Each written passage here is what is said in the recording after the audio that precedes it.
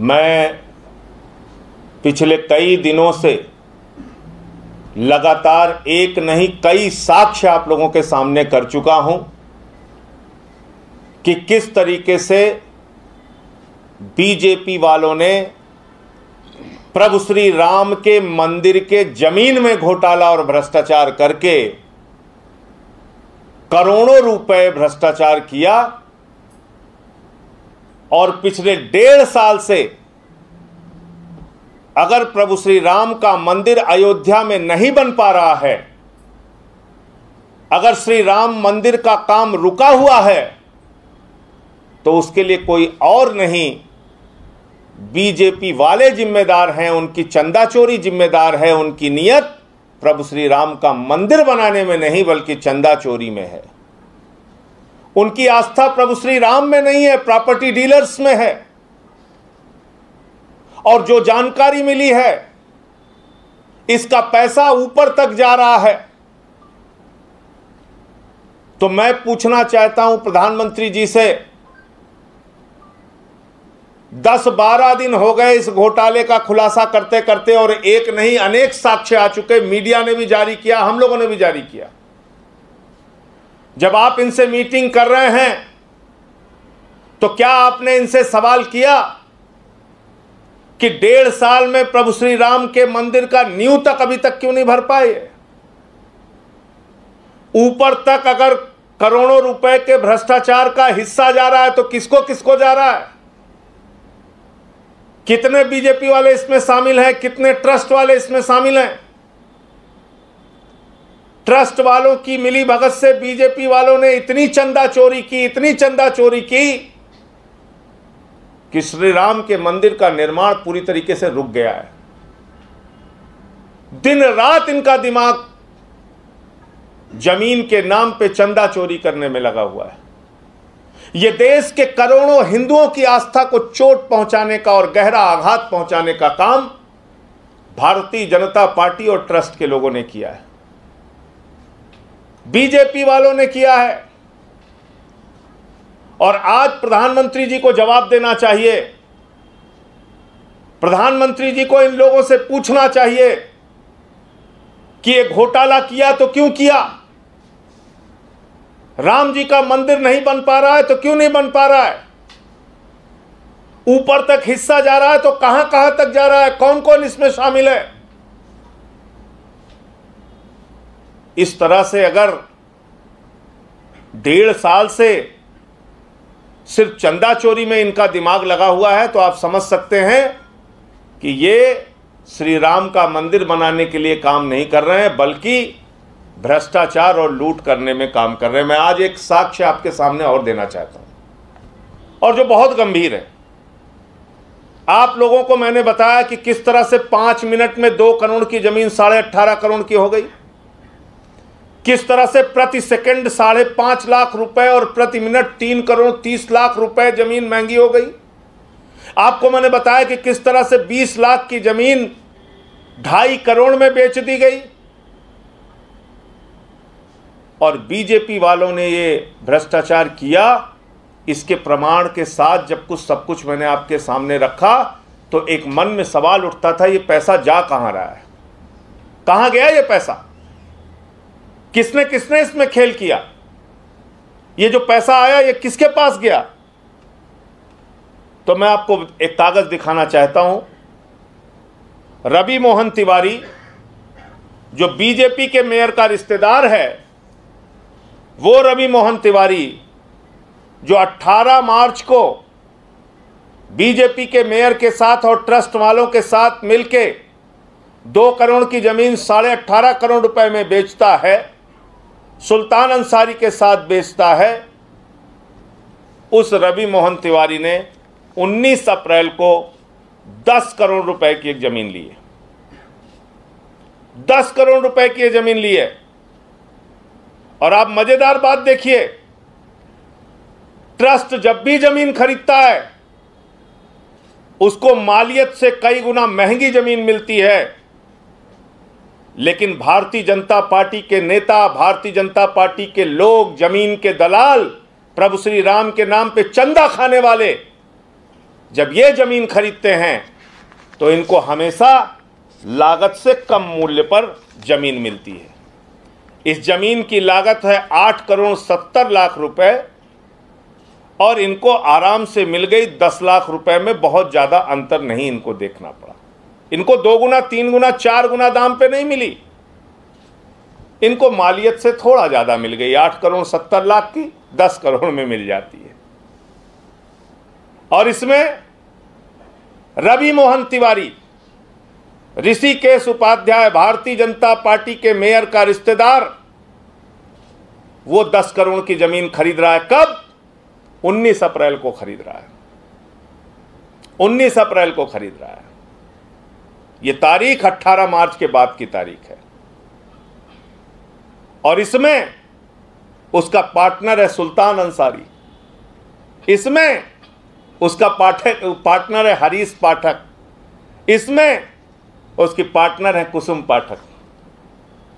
यानी जिस हरीश पाठक और कुसुम पाठक के साथ मिलके ये ट्रस्ट को 18.5 करोड़ में जमीन बेचता है, उन्हीं हरीश पाठक और कुसुम पाठक और सुल्तान अंसारी के साथ मिलके ये 10 करोड़ की जमीन खरीद रहा है 19 अप्रैल को। ये आप देख रहे हैं, ये अपनी जायदाद बना रहे हैं, अपनी जमीन बना रहे हैं, अपनी संपत्ति बना रहे हैं। ये प्रभु श्री राम का मंदिर बनाने गए थे, अपनी संपत्ति बनाने में जुटे हुए हैं। ये उसके प्रमाण। और ये जमीन विवादित जमीन थी। इस जमीन के ऊपर बड़े बड़े बोर्ड लगे हुए हैं। ये जो जमीन जिस पे बड़े बड़े बोर्ड लगे हुए हैं, ये विवादित जमीन है करके लिखा हुआ है। ये बड़े बड़े बोर्ड जिस जमीन पे लगे हुए हैं, जब ये जमीन इन लोगों ने खरीदी तो इन सब के खिलाफ थाने में एफआईआर दर्ज हो गई। आज की तारीख में बीजेपी के मेयर का रिश्तेदार रवि मोहन तिवारी और उसके साथ कुसुम पाठक, हरीश पाठक, ये सारे लोग इसमें नामजद हैं और इनके ऊपर मुकदमे दर्ज हो गए। ये तमाम लोगों पे इन पे मुकदमे दर्ज हो गए। एफआईआर की कॉपी है, ये आपको मिल जाएगी सब।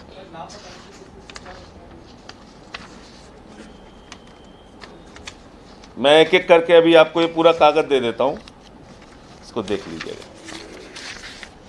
इसके बाद एक जमीन खरीदी जाती है। हरीश पाठक के एक भाई हैं अनिल। इस जमीन को विष्णु कुमार जी खरीदते हैं। विष्णु कुमार जी कौन है? बीजेपी के मेयर का अकाउंट देखते हैं। ये 15 मार्च को हरीश पाठक के भाई से 255 वर्ग मीटर जमीन 10 लाख रुपए में खरीदते हैं और इसमें गवाह बनता है बीजेपी के मेयर का भांजा दीप नारायण उपाध्याय। और यही जमीन ट्रस्ट को 3 दिन के बाद 60 लाख रुपए में 18 मार्च को बेच दी जाती है। इसमें कौन गवाह है? इसमें गवाह हैं वही पुराने ऋषिकेश उपाध्याय, अनिल कुमार मिश्रा। 10 लाख रुपए में 15 मार्च को एक जमीन 255 वर्ग मीटर खरीदी जाती है 10 लाख रुपए में, और 18 मार्च को 255 वर्ग मीटर ही जमीन, उसी जमीन का दूसरा हिस्सा हरीश पाठक से खरीदा जाता है 60 लाख रुपए में। और ये जमीन जब खरीदी जाती है तो इसमें गवाह बनते हैं ऋषिकेश उपाध्याय और अनिल कुमार मिश्रा। तो मेरा कहना यह है कि जब आपको यह भी पता चल गया कि जो कमाई वहां से हुई, उस कमाई को कैसे हरीश पाठक और कुसुम पाठक ने मिलकर सुल्तान अंसारी और रवि मोहन तिवारी के साथ संपत्ति बना ली 10 करोड़ की, इतनी सारी जानकारियां आपको मिल गई। क्या इस देश में सारी जांच एजेंसियां मर चुकी हैं? क्या इस देश की सारी जांच एजेंसियां खत्म हो चुकी हैं, कहीं उनका कोई रोल नहीं है? क्या इस देश के प्रधानमंत्री की संवेदनाएं पूरी तरीके से समाप्त हो चुकी हैं। प्रभु श्री राम के मंदिर के नाम पे करोड़ों करोड़ करोड़ों करोड़ का घोटाला बीजेपी वाले कर रहे हैं ट्रस्ट के साथ मिलके, और अभी तक इस पर कहीं कोई कार्रवाई नहीं हो रही है। और इसीलिए मैंने राष्ट्रीय स्वयंसेवक संघ के प्रमुख श्री मोहन भागवत जी को चिट्ठी लिख के उनसे समय मांगा है। मैं उनको ये सारे कागजात बीजेपी नेताओं के भ्रष्टाचार से संबंधित, जमीन घोटाले से संबंधित और ट्रस्ट के लोगों के घोटाले और भ्रष्टाचार से संबंधित देना चाहता हूं। आरएसएस के प्रमुख जो अपने आप को हिंदूवादी संगठन होने का दावा करते हैं, वो इसका संज्ञान लें और इस पर अपनी ओर से उनका क्या पक्ष है वो देश के सामने उनको सार्वजनिक करना चाहिए। ऐसे करोड़ों राम भक्तों को ठगा नहीं जा सकता, ऐसे उनकी आस्था को चोट नहीं पहुंचाई जा सकती।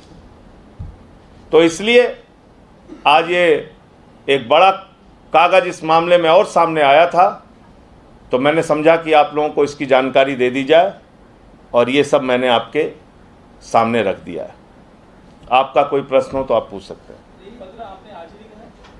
ये पत्र आज ही लिखा है मैंने श्री मोहन भागवत जी को, और उनसे समय मांगा है मिलने के लिए। और ये सारे कागजात जो भ्रष्टाचार से संबंधित मेरे पास हैं, 2 करोड़ का 18.5 करोड़ कैसे बनाया जा रहा है, 20 लाख का 2.5 करोड़ कैसे बनाया जा रहा है, कैसे 5-5 मिनट में करोड़ों रुपए की कमाई की जा रही है, वो सारी जानकारी मैं उनको देना चाहता हूं। और इसमें कौन कौन से बीजेपी के नेता और कौन कौन से ट्रस्ट के लोग शामिल हैं उसकी जानकारी देना चाहता हूं। ट्रस्ट की मुंबई में गोपनीय मीटिंग हो रही है, ट्रस्ट की प्रधानमंत्री जी के साथ मीटिंग हो रही है। देश के जनता को कुछ पता नहीं है, क्या कर रहे हैं क्या नहीं कर रहे हैं, किसी को कुछ मालूम नहीं। तो इसलिए ये था। संजय जी, आपको लगता है पूरे मामले में अभी किसी भी तरह की जांच शुरू हुई है, चाहे उत्तर प्रदेश की एजेंसियां हों या फिर केंद्रीय एजेंसियां हों, श्री राम मंदिर का? देखिए, क्योंकि बीजेपी के लोग इसमें शामिल हैं इसलिए कार्रवाई नहीं हो रही है। मेरा सीधा आरोप है ये भ्रष्टाचार, प्रभु श्री राम के नाम पे चंदा चोरी भारतीय जनता पार्टी से जुड़ा हुआ मसला है, इसलिए कोई कार्रवाई नहीं हो रही। वरना इतने खुलासे के बाद, इतना सच सामने रखने के बाद देश की कोई गई गुजरी सरकार भी होती, बिल्कुल नाकारा सरकार भी होती, वो भी कार्रवाई करती।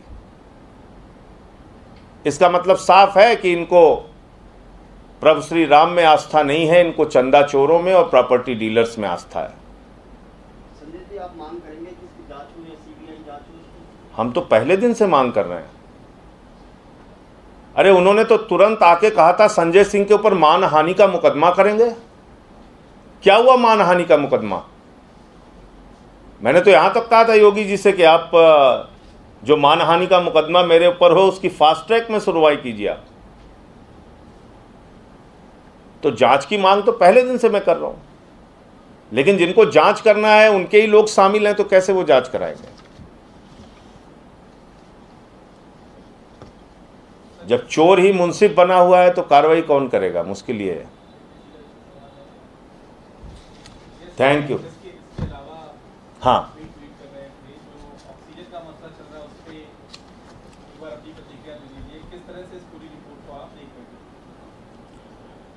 देखिए, मुझे बहुत अफसोस है कि भारतीय जनता पार्टी देश की ऐसी संवेदनहीन पार्टी है। जब देश में 3 लाख केसेस थे तो देश के प्रधानमंत्री घूम घूम के उछल उछल के बंगाल के अंदर रैली कर रहे थे और कह रहे थे मुझे तो सिर्फ पीछे लोग ही लोग नजर आ रहे हैं। उनको कोरोना से मरने वालों की लाशें नजर नहीं आ रही थी। गंगा नदी में तैरती हुई, सड़ती हुई वो मजबूर लोगों की लाशें नजर नहीं आ रही थी, शमशान घाटों पे जो कतारें लगी थी लाशों की, वो नजर नहीं आ रहा था प्रधानमंत्री जी को। पूरी की पूरी भारतीय जनता पार्टी बंगाल में रैली कर रही थी, और अरविंद केजरीवाल जी क्या कर रहे थे? वो देख रहे थे कि बत्रा अस्पताल में एसओएस आ गया, उसको ऑक्सीजन कैसे जल्दी पहुंचाया जाए। गंगाराम में आ गया, उसको ऑक्सीजन कैसे जल्दी पहुंचाया जाए। राजीव गांधी में आ गया, उसको ऑक्सीजन में कैसे जल्दी पहुंचाई जाए। किसी प्राइवेट हॉस्पिटल की गुहार आ गई, उसको कैसे जल्दी ऑक्सीजन पहुंचाया जाए। एक मुख्यमंत्री दिन रात जग के अपने 2 करोड़ लोगों के लिए सांसें मांग रहा था, यह उसका गुनाह है। भारतीय झूठा पार्टी वाले चंदा चोर लोग ये कहना चाहते हैं कि लोगों को मरने दो, आप सांसें नहीं दे सकते किसी को। यह अपराध है अरविंद केजरीवाल जी का। और बताइए, सुप्रीम कोर्ट के नाम पे झूठ बोल रहे हैं। जिस रिपोर्ट में तमाम असहमतियां हैं लोगों की, वो रिपोर्ट लेके सार्वजनिक कर रहे हैं। तो मैं तो बहुत हैरान हूं कि कितने क्रूर और संवेदनहीन लोग हैं ये लोग। मतलब ये कह रहे हैं कि दिल्ली के 2 करोड़ लोगों को अरविंद केजरीवाल ने मरने क्यों नहीं दिया। अरे ऑक्सीजन कोई आइसक्रीम है जो अरविंद केजरीवाल खा रहे थे? ऑक्सीजन कोई घर पे रखने की चीज है? उससे लोगों की जिंदगियां बचाने के लिए एक एक सांसों के लिए लड़ रहे थे अरविंद केजरीवाल। अरविंद केजरीवाल दिल्ली के 2 करोड़ जनता को कैसे ऑक्सीजन मिले, इसके लिए लड़ रहे थे। और भारतीय जनता पार्टी के लोग चुनाव की रैलियां कर रहे थे। उनको अपने वोट की चिंता थी, उनको अपनी सरकार बनाने की चिंता थी, और अरविंद केजरीवाल को दिल्ली के 2 करोड़ लोगों की चिंता थी। ये बत्रा हॉस्पिटल, ये गंगाराम, ये मैक्स हॉस्पिटल, ये तमाम हॉस्पिटल, आप तमाम हॉस्पिटल्स को भी छोड़ दीजिए, क्या वो सारे पत्रकार जो ट्वीट कर रहे थे, क्या वो झूठे हैं? क्या उनकी रिपोर्टिंग झूठी है? क्या उनका टीवी चैनल झूठा है? जिन टीवी चैनलों ने दिन रात खबरें चलाई कि यहां ऑक्सीजन कम हो रहा है, वहां ऑक्सीजन कम हो रहा है, भाजपा वाले कह रहे हैं सारे टीवी चैनल झूठे, सारे पत्रकार झूठे। वो माताएं झूठी जो अपने बेटे के लिए ऑक्सीजन मांग रही थी, वो पति झूठा जो अपनी पत्नी के लिए ऑक्सीजन मांग रहा था, वो अस्पताल झूठा जो अपने लिए ऑक्सीजन मांग रहा था। ये कैसे लोग हैं? ये कितने क्रूर और संवेदनहीन लोग हैं। मैं समझता हूं जिन लोगों की ऑक्सीजन की कमी की वजह से मौत हुई,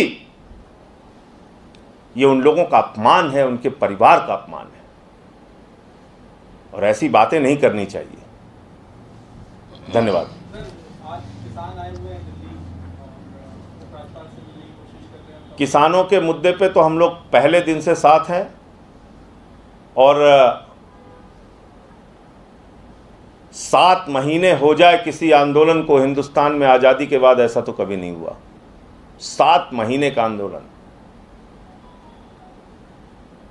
और फिर दोहराऊंगा कि अन्नदाताओं के पेट और पीठ दोनों पर लात मारने का काम मोदी सरकार ने किया है। जब तक ये काला कानून वापस नहीं होगा, किसान दृढ़ संकल्पित हैं और वो अपने मुद्दों की लड़ाई लड़ेंगे।